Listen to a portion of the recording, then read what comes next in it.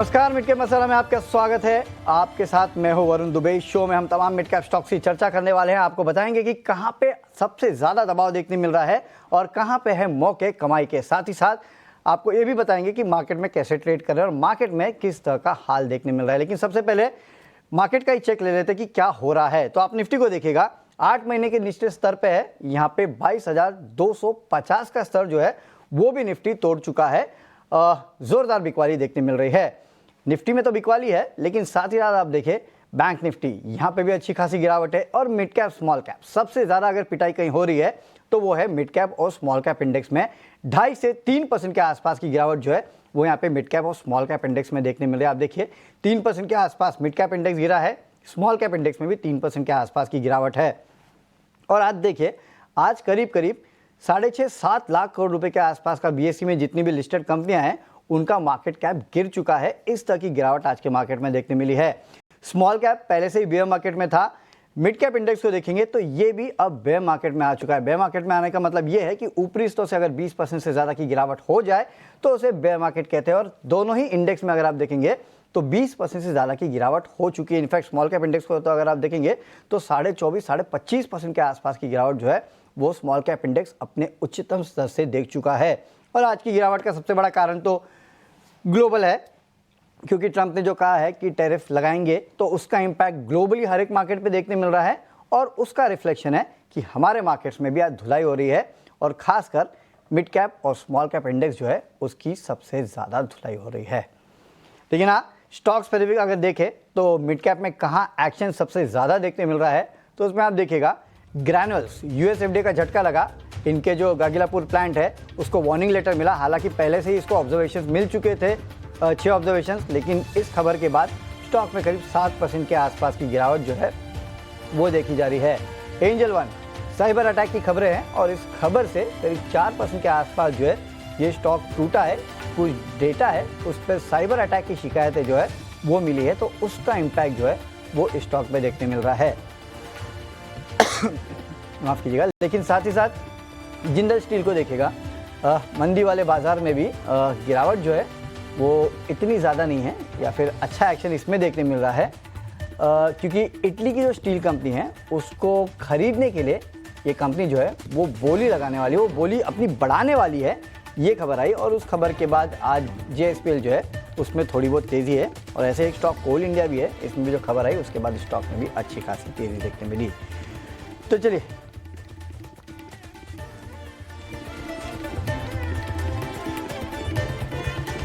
तो ये तो मैंने आपको मार्केट का रैप अप बता दिया। इस शो में हमारे साथ एंजल वन के अमयदेव सिंह भी जुड़ने वाले हैं जो कि बताएंगे कि मार्केट पे उनकी क्या राय है।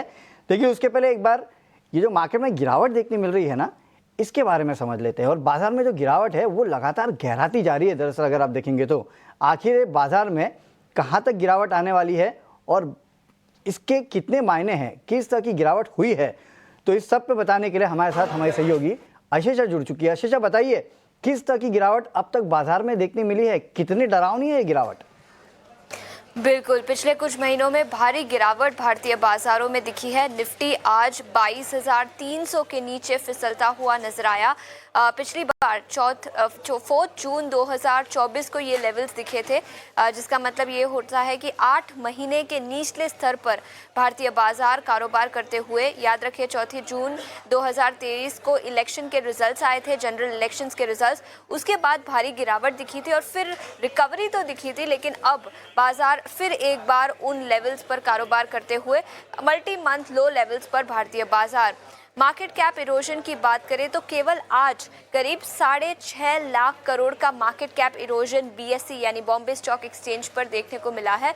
और सितंबर से अब तक देखें तो 90 लाख करोड़ का मार्केट कैप इरोजन हमने पिछले 6-7 महीने में देखा है। तो हाँ, भारी गिरावट भारतीय बाजारों में आज ही नहीं लेकिन पिछले कुछ महीनों से हावी होती हुई, और आज सभी सेक्टोरल इंडस्ट्रीज लाल निशान में कारोबार करते हुए।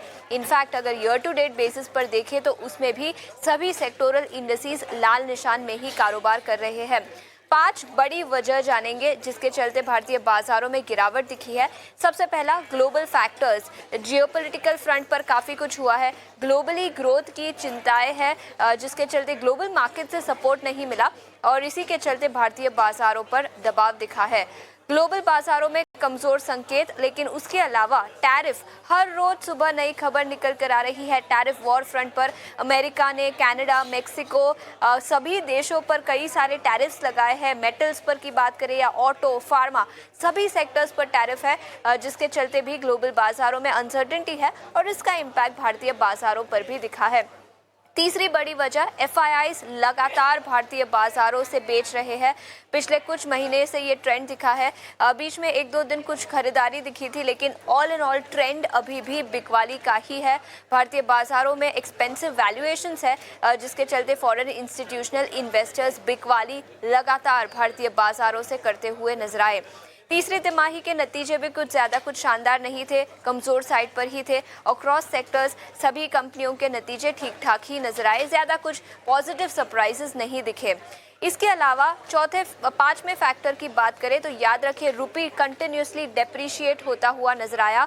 डॉलर स्ट्रेंथन हो रहा है, $87 के आसपास रुपया कारोबार करता हुआ, तो काफ़ी कमजोरी ग्लोबल मार्केट्स में इसके वजह से भी दिखी है। डॉलर ट्रेड बनता हुआ नजर आ रहा है और डॉलर अप्रिशिएट हुआ है। इसके अलावा स्मॉल और मिड कैप इंडेक्स की बात करें तो ऑलरेडी बेयर मार्केट में स्मॉल और मिड कैप इंडेक्स जा चुके हैं, लेकिन ऑल टाइम हाई लेवल से देखें तो निफ्टी करीब 15% टूट चुका है। बैंक निफ्टी में 11% की गिरावट दिखी है। स्मॉल और मिड कैप इंडेक्स में 21 से 25% की गिरावट। निफ्टी और बैंक निफ्टी अभी भी 5 से 10% दूर है बेयर मार्केट में फिसलने से, लेकिन मिड और स्मॉल कैप इंडेक्स में गिरावट गहराती हुई और काफ़ी गिरावट यहाँ पर दिखी है जिसके चलते बेयर मार्केट में भी ये दोनों इंडेक्स चल चुके हैं। तो लेकिन हाँ, भारी गिरावट और 22,300 के नीचे पहली बार जून 2024 से भारतीय बाजार फिसलते हुए। शुक्रिया आशीषा, ये पूरा अपडेट हम तक पहुंचाने के लिए। आप 22,300 की बात कर रहे थे, नो डाउट उसके नीचे तो है, लेकिन आपके लिंक करते करते देखिए 22,200 के नीचे जो है वो भी निफ्टी एक बार चला गया था। हालांकि वहां से फिर से थोड़ी बहुत रिकवरी आई, लेकिन लगातार जो है गिरावट के घेरे में है मार्केट्स और हर एक इंपॉर्टेंट लेवल जो है वो मार्केट यहाँ पे तोड़ते ही जा रहा है।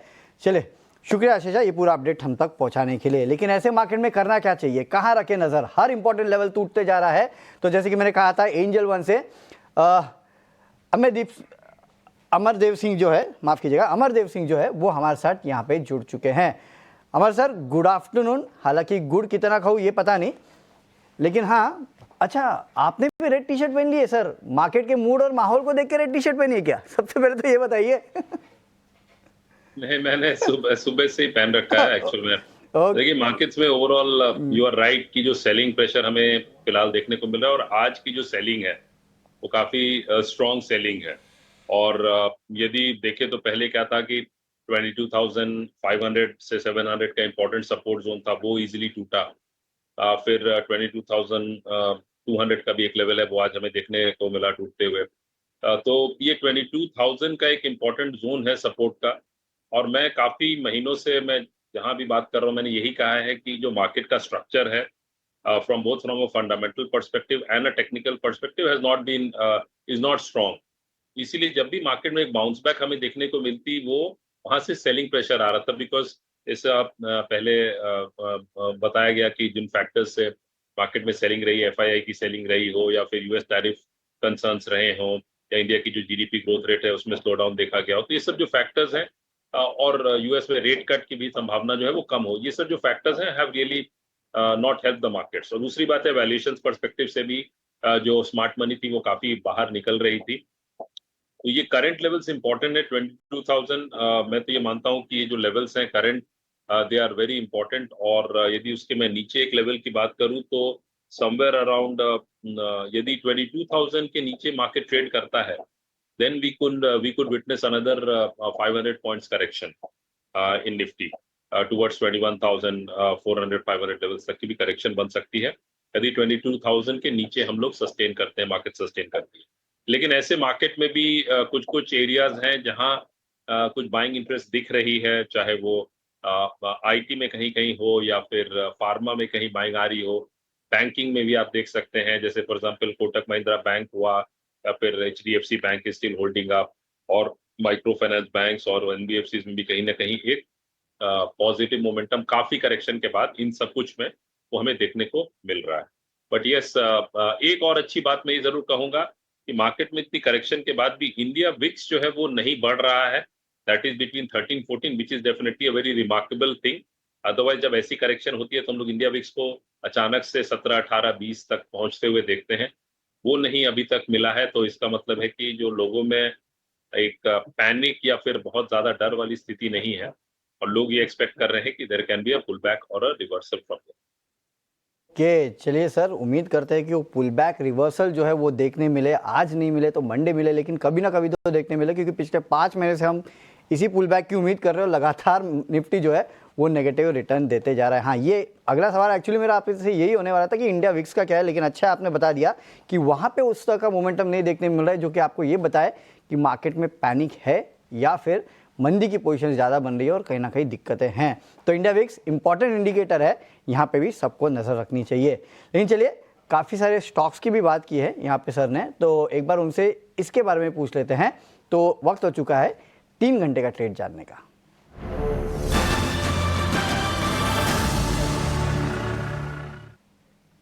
सिंह साहब, आपने काफ़ी सारे स्टॉक्स का जिक्र तो किया सर, लेकिन बताइए अगले 3 घंटे के लिए कहाँ पे दाव लगाऊं मैं? तो देखिए, जो मैं स्टॉक्स के बारे में बात करूंगा, इनको सिर्फ 3 घंटे नहीं, आपको सिर्फ कैरी फॉरवर्ड भी करना पड़ सकता है। तो जैसे पहला जो स्टॉक है हैप्पीएस्ट माइंड्स, तो इसमें हम लोगों ने काफी एक करेक्शन देखी है और ये लगातार डाउन ट्रेंड में रहा है।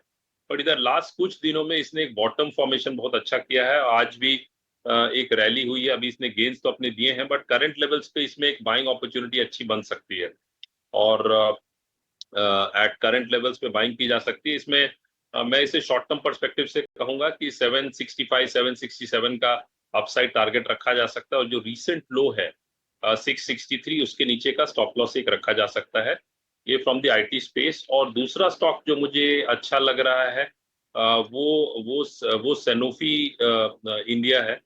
इसमें हम लोगों ने काफी करेक्शन देखी है, और अभी ये फिलहाल ऐसे मार्केट में भी 1-1.5% फिलहाल ऊपर ट्रेड कर रहा है। इसने हालांकि अपने डेज गेन्स को जो है वो दे दिया है, but it is around very crucial support zone.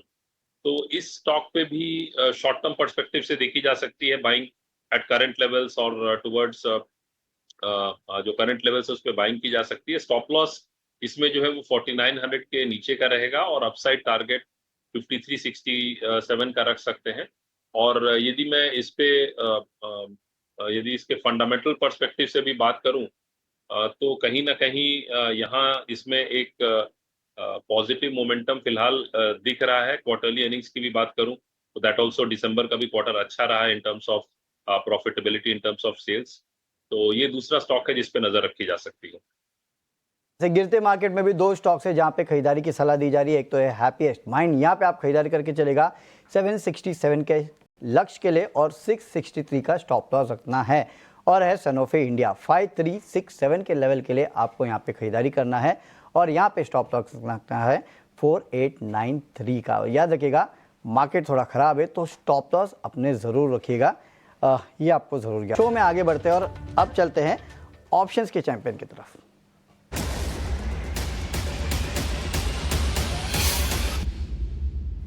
चलिए, और ऑप्शन का चैंपियन बताने के लिए हमारे साथ निर्मल बैंक के अमित भुप्तानी जी जुड़ चुके हैं। अमित जी, गुड आफ्टरनून और बहुत बहुत स्वागत है सर आपका ET Now स्वदेश पे। बताइए सर, ऑप्शन के जरिए कहाँ पे है कमाई के मौके? Good afternoon. ओवरऑल हम देखें तो मार्केट में जो हिसाब से देखने मिल रहा है, कंटिन्यूसली एक सेल ऑफ कंटिन्यू हमें देखने मिल रहा है, कैरी फॉरवर्ड सेलिंग देखने मिल रहा है। तो उसमें जो स्टॉक हमने सिलेक्ट किया वो मंदी का साइड का ही रहेगा, एशियन पेंट हम देखे थे, काउंटर हमने हमारे शो पे पहले भी रिकमेंड किया है, और उसके बाद एक अच्छा खासा मुनाफा भी बनते हुए देखने मिलता है। आज भी वापस में रिकमेंड करूंगा ये काउंटर पुट ऑप्शन बाय करने के लिए। करंटली हम देखें यहाँ से जो कंटिन्यूसली OI की पोजीशन बढ़ती हुई देखने मिल रही है, फ्रेश शॉर्ट की पोजीशन कंटिन्यूसली बढ़ती हुई देखने मिल रही है ऑप्शन द्वारा। और मुझे लगा जो हिसाब से यहाँ से कॉल राइटर्स की पोजीशन भी एडिशन होते देखने मिल रही है नियर टू ATM स्ट्राइक में, वो हिसाब से लग रहा है यहाँ से आने वाले दिनों में और थोड़ी बहुत मंदी काउंटर बनते हुए देखने मिल सकती है। डाउन साइड में हम देखें यहाँ से तो काउंटर 2100 के लेवल तक यहाँ से ड्रॉप हो सकता है।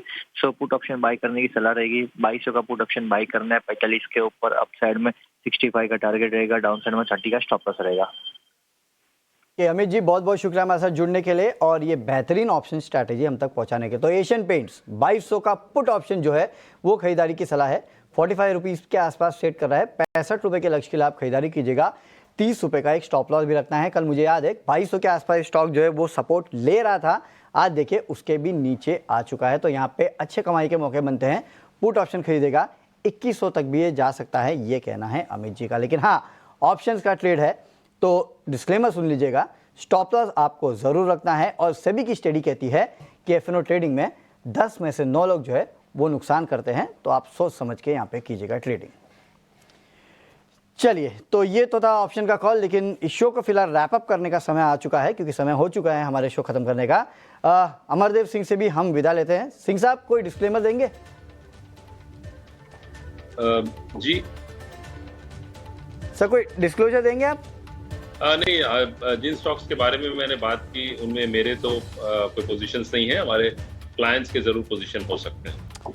ठीक है, शुक्रिया सिंह साहब आज हमारे साथ जुड़ने के लिए और ऐसे मार्केट पे भी अपनी राय देने के लिए और बेहतरीन कॉल्स हमारे व्यूअर्स तक पहुंचाने के लिए। चलिए, इस शो में तो इतना ही, लेकिन मार्केट में है भरपूर एक्शन। देखने के लिए आप बने रहिए ET Now स्वदेश के साथ।